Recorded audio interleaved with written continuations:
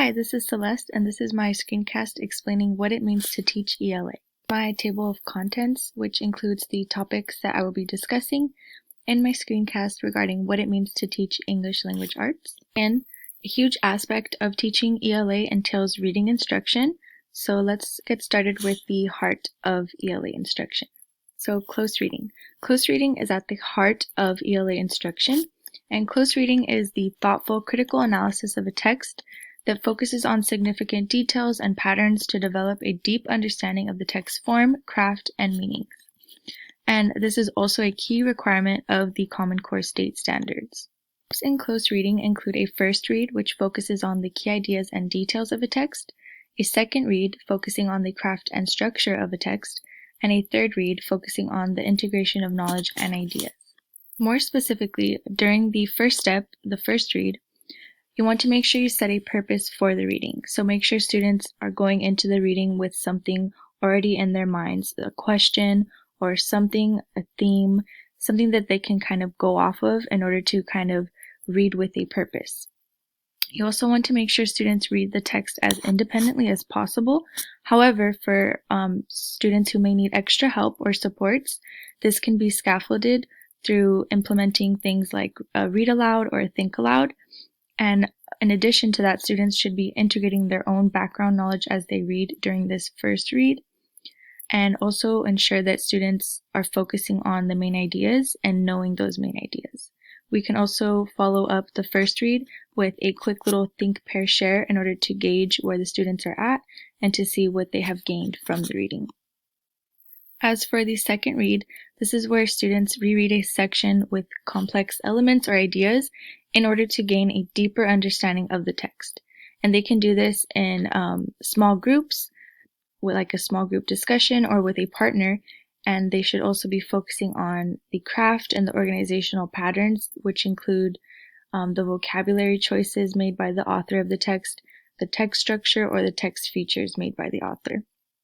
And during this second read, you also want to provide students with a text-dependent question in which they can work with a partner or a small group to answer this question, and then later on, the groups can share out their answers to the question. The third read requires students to synthesize and analyze information from multiple texts or media, and students can use things such as sticky notes or graphic organizers that are provided to them in order to do this during the third reading. Students can also journal their responses to the text-dependent question that was posed to them, and then follow that up with a whole class discussion that focuses on the evidence from the text specifically. And also, just to reiterate, it's also very important to recognize that close reading may be scaffolded for students by using a variety of teaching methods such as read-alouds, shared readings, and jigsaws. Vocabulary instruction is necessary for students to comprehend what they are reading. Teaching ELA and providing students with direct vocabulary instruction, we want to make sure that we have students work with language orally before they begin writing. We also want to teach struggling students and English language learners only about 3 to 5 new words at a time. Therefore, we want to make sure we're selective and purposeful with the words that we choose to teach at a given moment. We also want to be sure that we make connections to our English language learner students, and we can do this by showing various similarities and or differences between English and another language, and this also gives opportunities for students to share any similarities or differences that they may notice between English and another language that they may know already or that they may be learning as well. Another important aspect of vocabulary instruction is to make sure we are building on students' background knowledge, and this also includes not only their academic background knowledge, but as their cultural funds of knowledge as well. Moreover, to teach ELA is to also refer to the Common Core State Standards when planning lessons and structuring units. More specifically, there are Common Core State Standards for reading literature, reading informational texts, writing, listening / speaking, and language. So just for the purposes of this video, I've chosen to highlight some of the reading standards and the writing standards, specifically for the 9th through 10th grade grade levels. As for the reading standards for literature, under the Key Ideas and Details section, the Common Core State Standards asks students to be able to cite textual evidence, determine a theme or essential idea of a text. As for craft and structure, this component asks students to determine the meaning of words and phrases as they are used in a text, as well as analyze a particular point of view that may be provided in a text or multiple points of view, and identifying and analyzing those. And last but not least, there is integration of knowledge and ideas, in which we want students to analyze two different types of texts on the same subject. For writing standards, there are text types and purposes component that includes having students write arguments to support their claims, as well as write informative/explanatory texts, and also, in addition to those, to be able to write narratives as well. The next component is the production and distribution of writing, and this section asks students to develop and strengthen their writing as needed, and this can be done by planning, revising, editing, and then rewriting during the writing process. And finally, there's research to build and present knowledge, and this section entails research projects and having students gather relevant information from multiple sources.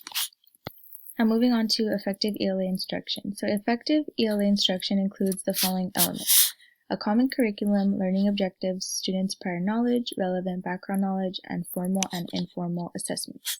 According to both Burke and Schmoker, it is much more effective to go off of a common curriculum and implement sound lessons that are rich with authentic reading, writing, and literacy opportunities for students. Burke reminds us that we must establish and communicate clear, specific learning objectives that are aligned with these standards. He also urges us to make explicit connections between what students already know, as well as connect to students' lived experiences outside of the school and classroom. We also want to make sure we activate, build, and enhance students' background knowledge that is relevant to the lesson and/or unit. And last but not least, the importance of assessments, both formal and informal, and these are key to helping us understand where our students are at in regards to skills and content, and this also allows us to adapt our future instruction to best fit our students' needs. Building and activating students' background knowledge is also extremely important when teaching English language arts. Background knowledge holds many implications in the classroom, including the fact that higher academic background knowledge correlates to higher achievement in school, and the relationship between access to academic background experiences and family income, and consequently achievement, holds great importance for us as teachers to recognize and thus enhance our background knowledge for all students. More specifically, regarding the consequences of poverty, the higher the income, the more resources and experiences with academic language and academic background knowledge a student has. As a result, students who are in families who are of low income or lower socioeconomic background that don't have access to these resources or to these experiences are at an unfair disadvantage when they get to our classrooms. Therefore, it's very important for teachers to implement direct and indirect approaches to enhance students' background knowledge. Direct approaches include providing academically enriching experiences, such as out-of-class experiences like field trips to museums, art galleries, and things like that. But unfortunately, nowadays, schools are very limited due to limited resources. Another direct approach would be to help students establish mentoring relationships with community members. However, indirect approaches are the most realistic, and these can be fostered within the regular school day, and which can include various activities, videos, materials, supplementary materials that build relevant academic background knowledge for students. So as teachers, we must kind of start thinking outside of the box and find different ways to bring in this knowledge and bring in these experiences for students and the resources for them in order to enhance their background knowledge in order to not leave any student behind. Overall, the importance of academic background knowledge is that it can be the difference between whether a student succeeds academically or not. So as teachers, we must provide various enriching activities in the classroom to ensure each student develops academic background knowledge that they need to succeed. ELA also involves carefully planning and structuring instructional sequences. Some of the elements that should be included in an ELA instructional sequence include teaching vocabulary, so this can include academic language and the academic language supports that you implement in a unit. Also establishing a purpose for reading, so this can be a writing prompt or any type of guiding questions. We want to model higher order reading, so this kind of is the I do part of a lesson, so it includes teacher modeling and think alouds. And also guided practice and formative assessment, so the we do and various checks for understanding or opportunities for students to kind of show us where they are. And of course, independent practice for students to work on their own and show us how they are meeting the objectives of the lesson in the unit, overall unit.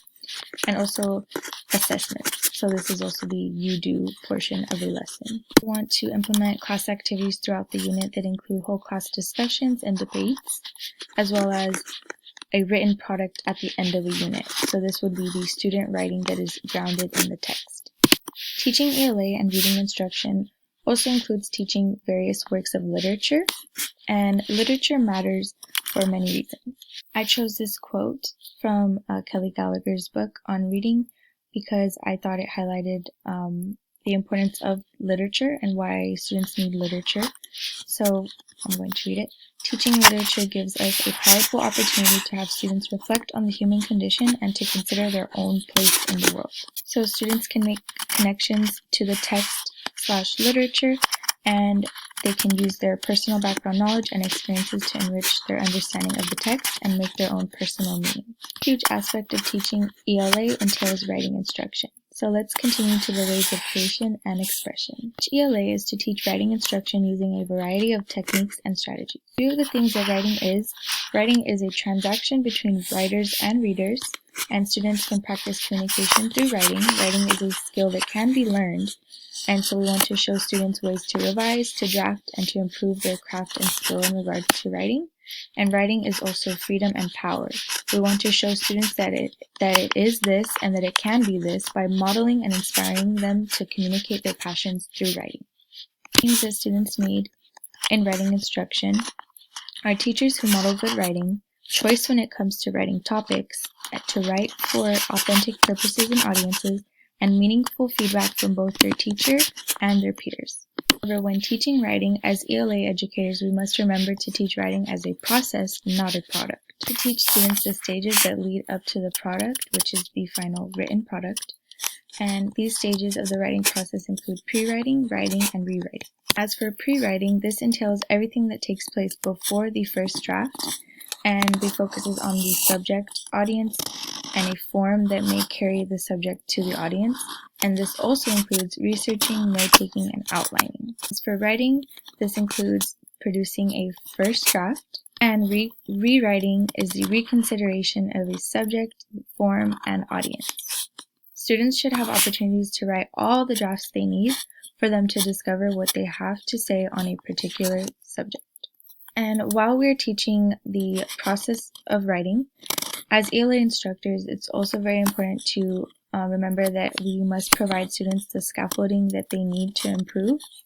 And Jago reminds us that teachers of writing cannot assume that one method of getting started will work for all students. We have to take students where they are and provide the scaffolding they need to improve. Some will need more direction than others. We must help them go their separate ways. Overall, to teach ELA is to incorporate backwards planning that is in consideration of the ERWC. During pre-reading, have students survey the text, make predictions, and ask questions. When reading, make sure students consider the structure of the text and annotate and question the text. During post-reading, this is when students can summarize and respond to the text and reflect on their reading process. When connecting reading to writing, have students consider the writing task, take a stance, and gather evidence to support their claim. As for writing rhetorically, this is when students compose a draft, revise and edit the draft, and reflect on the writing process. I believe all of these components are essential to teaching ELA effectively. Thank you for watching.